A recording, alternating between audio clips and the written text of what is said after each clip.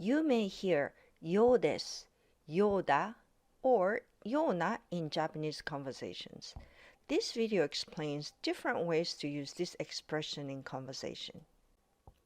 ようです can be used to describe your understanding based on what you have seen, heard, felt, or perceived. The statement makes an inference, and you can think of it as similar to it seems or it looks like in English. For example, 山田さんは今日早く帰るようです。Mr. Yamada seems like going home early today. As you can see, the grammar structure is a short form sentence followed by ようです。In this example, it's non-past affirmative, so you use the dictionary form 帰る meaning to go home. Here's another example. 弟はもう日本語を勉強しないようです。My little brother seems to no longer be studying Japanese. Now, since the sentence you're inferring is negative non-past, you use the ない form before よ. Here's one more example. 授業が終わったようです。It looks like the lecture is finished. Now, you are inferring something that has already happened. So use the past tense, that the form should come before ようです。ようです can also be used to describe figurative comparisons and similarities. In this case, it's often used with a noun rather than a sentence to mean similar to something. For example, あの雲は羊のようです。That cloud looks like a sheep. As you can see, we don't simply use ようです here, but add の after the noun. When using a noun, this is always the case. Instead of ようです, you say のようです。Here's another example. 宝くじが当たってまるで夢のようです。I won a lottery and it seems like a dream. For figurative comparisons, we often add まるで to intensify the figurative meaning.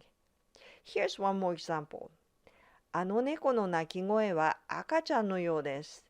The crying of that cat sounds like that of a baby. You can also use it to modify a noun similar to な adjective. For example, これはマリリン・モンローのような髪型ですね。This looks like the hairstyle of Marilyn Monroe. あの人は病気だったような顔をしていますね。That person has a face that looks like they were sick. You notice that the sentence before ような is the past affirmative short form. 海のような綺麗な青ですね。It's beautiful blue as if they were the ocean, isn't it? If you would like, you can always add まるで to intensify the feeling of similarities.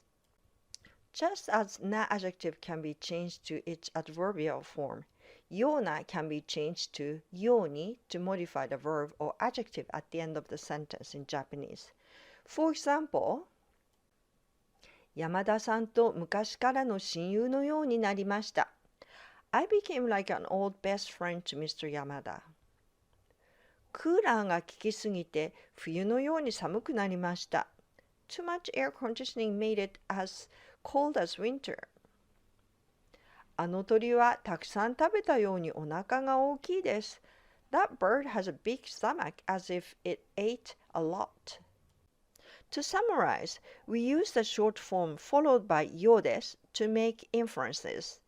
To state similarities or make figurative comparisons, we often use noun followed by のようです. Don't forget の in this case.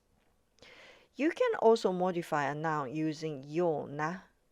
And to modify the verb or adjective at the end of the sentence, you can use ように, which acts as if adverb. Finally, there are two related points. まるで can be added to intensify the meaning, and the colloquial version of ような is みたいな. This is less formal. To learn Japanese more seriously, visit my Udemy courses through the links below.